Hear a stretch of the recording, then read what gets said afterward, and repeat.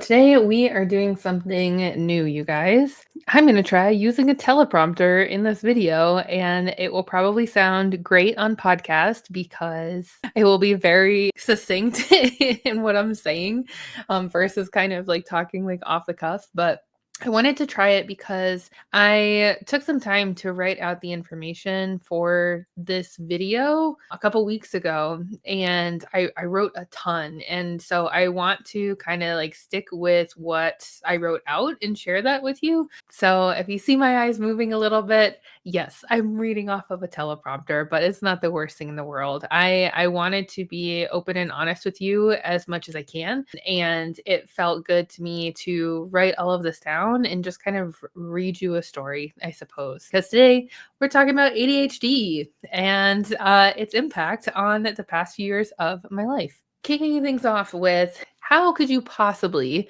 run a successful business if you have ADHD? And this is something that someone said to me once. At that time, I had been diagnosed for months, right, with ADHD and had done a lot of research, aka watching TikToks, into ADHD in women and the typical symptoms and signs. And in my brain, after learning all of this stuff, I was like, how could I not be successful with ADHD? So in this video, I wanted to sit down and have a little bit more of a heart to heart with you and share something a little bit more personal and connect it to the business. I've talked about this a little bit like here and there throughout different videos, different interviews that I've done.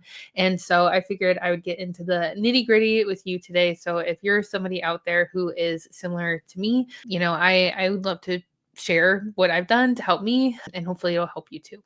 But if you're new here, my name is Morgan, and I am a physical therapist who has worked for myself in my own private practice since 2019, working with clients online, mobile, out of my garage gym, and at my local CrossFit gym.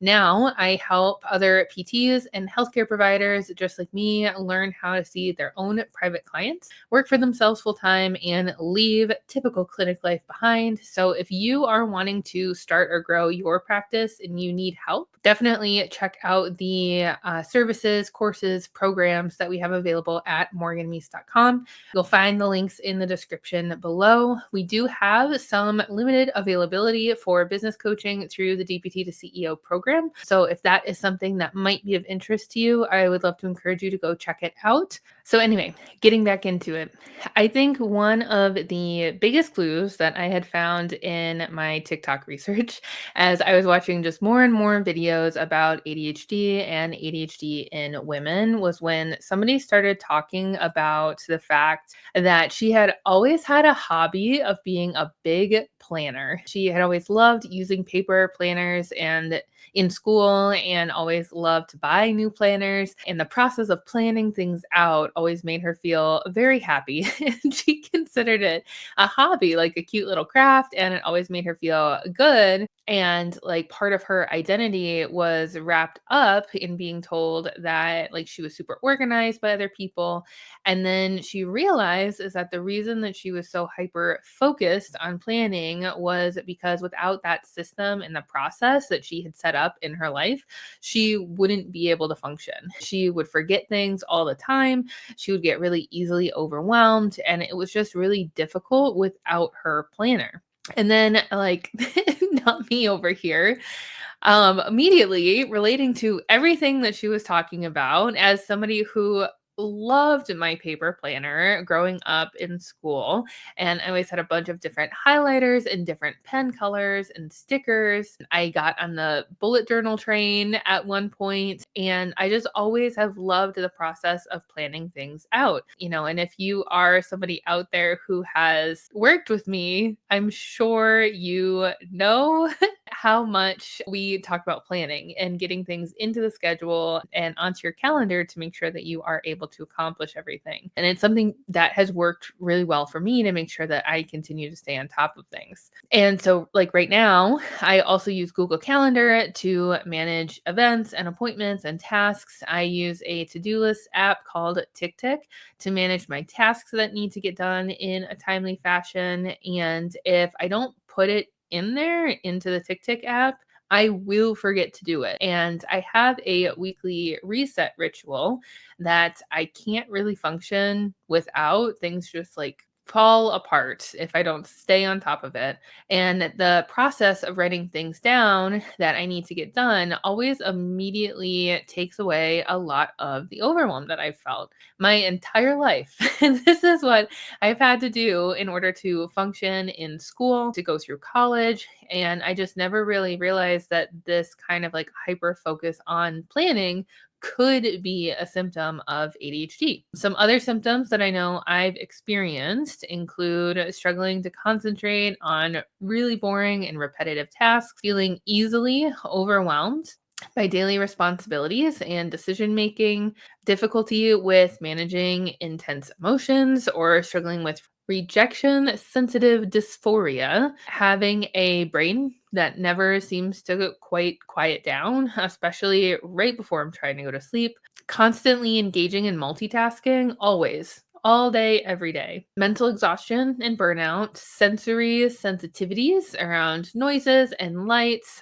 getting upset when I'm really highly overstimulated, low self esteem, perfectionism, difficulty sleeping, and forgetting to eat. When I had gone to therapy in the past, I had also been diagnosed with generalized anxiety disorder and depression, but ADHD didn't come up like in therapy sessions until almost 3 years ago now, for the first time in my discussions with my therapist. And I had seen different therapists over the years, and so I knew it was time to start learning more about it and figure out ways to develop coping skills that would be able to help me succeed in what I wanted to do, not only in growing in my business but also in just taking care of myself throughout my life and helping to feel more, I think, like emotionally and mentally balanced. ADHD can definitely impact my business, like in the past, and even still sometimes, dealing with the emotional toll of feeling frustrated,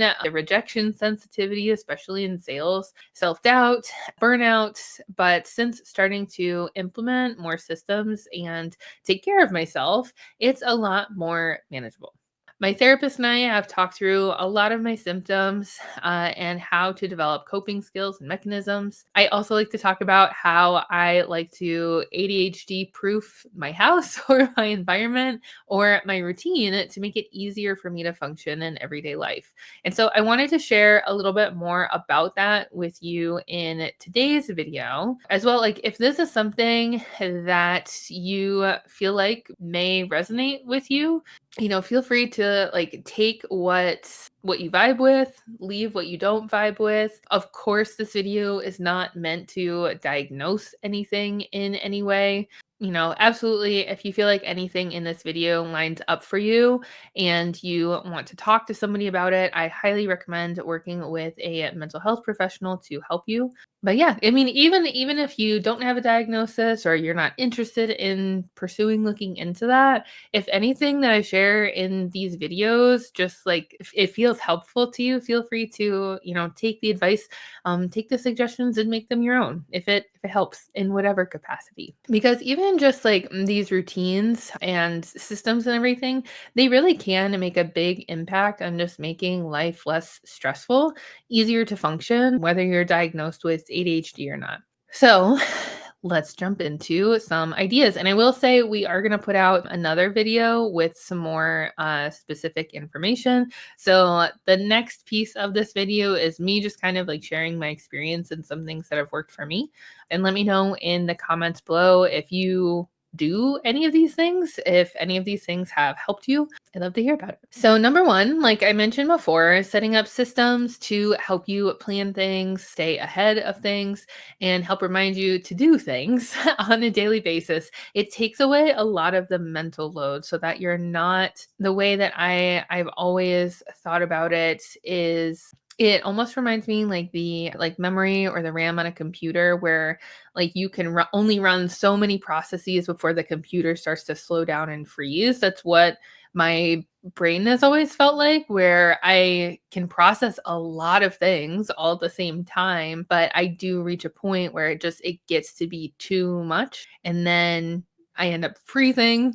My brain computer ends up freezing or crashing. And we're trying to implement these like tips and everything to not reach that point all the time. So hopefully they help you. But like managing that mental load or like large amount of processes in my brain, that's where a lot of my frustration and overwhelm would come from. And when I had to deal with like the decision fatigue of figuring out what to do when all the time every day, it would get to be a lot, and it made all of my tasks feel like an immediate priority when that's not true, right? Like there are always some tasks that are more important than others, more urgent than others, but I would always see everything like in the same playing field. Like everything was urgent and important, and it made it really hard to differentiate there. So on a daily basis, I use an app called TickTick, and when literally like anything comes up, any task that I need to do during the day, whether it's writing a note for somebody, sending somebody an email, remembering to grab something from the store, whatever, it immediately goes into my TickTick app, and I can set a reminder for myself to do that thing or check into that thing at a certain time of the day, whether it's today or later this week, so that I now no longer have to think about it and like manage that task in my brain. I have a tool that's going to manage it for me. Another thing that I love is I have a small whiteboard. That's some quick ASMR. I don't know if you guys can hear that. I have a small whiteboard here on my desk that's right in front of my computer monitor. So, like throughout the day, as I'm doing things, especially when I am working with my coaching clients and I have tasks, I write them down on the whiteboard, and then I will always see them every day until they get done. And then that way I don't have to remember to do those things up top, but they are in this other system that I use. And going off of that, something that can really help a lot with ADHD is trying to make things as visible as possible. So if I want to remember to do things, leaving the stuff out that I need in order to do it, that's always been really helpful because like if I can't see it, it's like out of sight, out of mind. If I don't see the thing that I need to use to do the task, and it's not like written down in any of my systems, I will forget to do it. So I have my TickTick app in my phone. I have this whiteboard here on my desk, and then I have my big project management tool, Notion, where I put all of my tasks and reminders that I haven't completed that week into the inbox and sort through them. And then I'll plug them into my Google Calendar for the following week so that I have the time and space to do them. And that reminds me of another thing that can happen with ADHD is not really having like a good understanding of how much time you have, either overestimating or more likely underestimating how long tasks are going to take you. Usually I underestimate how long tasks are going to take me. And more than that, I underestimate how much energy it's going to take to complete the task. So, what has really helped me with not like over scheduling myself is blocking off time in my schedule to complete tasks for how much time I think something is going to take me. It gives me a better sense tangibly of like how much time I actually do have. And I really like to like overestimate how long something is going to take me. So if I think a task is going to take me, say, like 30 minutes to do, I'll give myself 45 minutes to an hour to complete it just to make sure that I'm not underestimating it too much. Or for bigger projects that need to be completed over a period of time rather than like within a day or two, I always double how much time I think I need.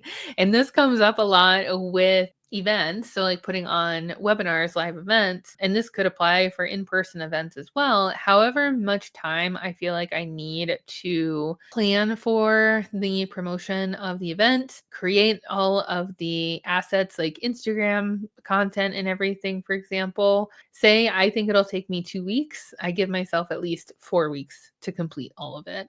And when you're able to plan like that far in advance, then it lowers your stress level so much. So I think that's a good rule of thumb for anybody, no matter what's going on up top, it does decrease your stress quite a bit. So however long you think you need to like plan for an event or plan for something upcoming, just double the amount of time, and the worst thing that'll happen is that you're ready early and then you're good to go. Another thing that I do every day is I write in my journal for about 15 minutes. And I started really small. Like I started with just doing about 5 minutes of journaling every day because that already felt overwhelming, like just to like start, like initiate a task. And by starting with setting like a really low bar for myself with that, it made it easier and it made it approachable to get started with. And I wanted to start journaling because journaling, like it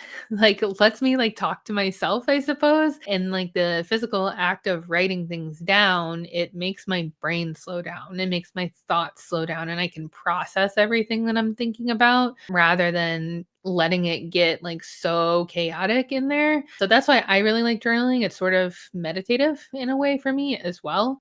And so I started with like 5 minutes and now I do about like 10 or 15 minutes or so. And I can really start the day off with like a sense of peace and almost like I like decluttered my brain a little bit. So that's a good one. I always encourage people to journal. So something that you may or may not have heard of before is rejection sensitive dysphoria. And this one I think is really important when it comes to business too, because like rejection is going to happen in business, right? Like people are going to say no to you. And, for those of us who have a little bit of RSD, rejection sensitive dysphoria, the people saying no, it might land a little bit harder than it would for somebody who doesn't deal with RSD. And so it's whether it's people leaving you on red or unsubscribing or unfollowing or telling you no when you put your offer of your services out there, the rejection, it's going to happen a lot. And it used to be something that I would really take personally, but I've had a lot of practice now, a lot of reps, going through a lot of no's. And now I am more able to coach myself through the thought process and really remind myself that the relationships are either they're meant to work out or not. The ones that are supposed to work out, they will. And I just really don't have a lot of control over how other people are going to respond to things. All I can do is put my best self forward.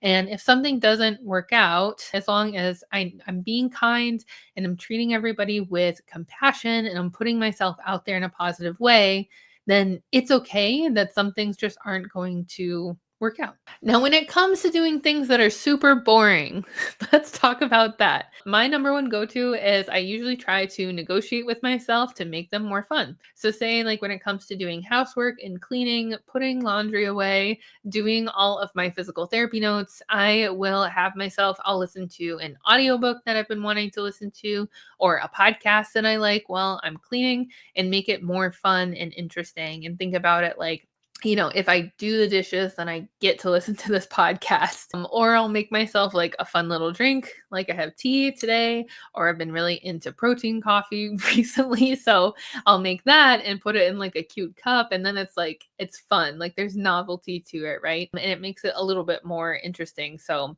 I bribe myself, and I'm a big fan of doing that. Something I would like to do a little bit more of is talking to myself about like the number one goal of the day. A lot of people will talk about prioritizing like the big three for the day, big three tasks, but sometimes that's even too much. I have found it feels too overwhelming where like if I only get to like two out of the three things, it feels like a failure of a day versus like if it's just one thing, if you set your sights on getting one thing accomplished that day, all you have to do is get that one thing done. It makes it easier to succeed. And that's something that I love, like a concept from the book, How to Be an Imperfectionist. It's great. So I like that. And so sometimes, like, I'll go look at my schedule and talk to myself and say, okay, if I just do this one thing today, then it's been a win. And then that often leads to more feelings of success, which of course helps with keeping you feeling good. It builds your self confidence and keeps the good vibes going. Nighttime. So, say you've had a busy day of business and kicking butt and everything. Something that helps me is if my brain won't really quiet down at night, I will put out like a notebook on my nightstand and just like write down all of my thoughts, almost like super fast journaling, but any ideas or tasks that I need to do, and so that I'm able to pull them out of my brain and put them somewhere. Again, taking the processes out so that your brain isn't running like at full steam constantly. And it almost like visualizing it. It's like in Harry Potter, I think it's in the sixth movie, when he goes to meet Dumbledore in his office and Dumbledore shows him it's called a pensieve, I think. And he's able to like take his wand and take the memories out and put them into the bowl. And that's kind of what I see with taking things out of my brain and writing them down that helps with burnout and exhaustion. Something to do if you are not already doing this is please schedule yourself a lunch break. My husband had to remind me a few years ago to schedule lunch breaks for myself because I just didn't think about it. And probably after like a year of working for myself, just realized that I would forget to eat lunch because I had other stuff to do. So making sure that you have that break in the middle of the day, I think is really helpful, gear you up for the second half of the day. But the only reason I remember is because it is on my calendar. So I know that this is a lot of information, right? It was like a little bit of this, a little bit of that. But if there's anything here that did resonate with you, please leave a comment down below. Or if you already do any of these things, or if you want me to talk a little bit more about just like running a business with ADHD, I'm happy to do so. But I wanted to share this little piece because I don't think it's something that is a limitation by any means, and I don't let anybody tell you otherwise. You can be very successful with ADHD. There are a lot of things that you can do, like modifying your thinking, modifying your environment, or like just the way that you function throughout the day and in your space to make things easier for yourself and allow a lot of the superpowers, as people talk about, come through. As people with ADHD, we're super creative, ambitious, driven, and we can manage a lot. And we really care about a lot of the things that we're doing. And I think a lot of these qualities ultimately lead to you being really successful. I think it just kind of comes down to whether you take the time to honor yourself and spend some time setting up the systems and tools that you need in order to be your best. So something to think about there. And getting an ADHD diagnosis has definitely changed my life. It's brought me a lot of clarity and it's helped me continue to create systems that work for my brain, help me thrive in business, and truly enjoy the work that I do every day. So if you think you might be dealing with something similar or similar challenges, don't hesitate to reach out for help. If you're not sure who to talk to, feel free to send me a message and I'm happy to tell you more about the type of professional that I work with. And of course, lastly, if you are starting your own private practice or need help balancing life and business, check out my resources at morganmeese.com or feel free to connect with me on Instagram at Dr. Morgan Meese or at DPT to CEO, and the links will all be down below. And I'll see you on the next one.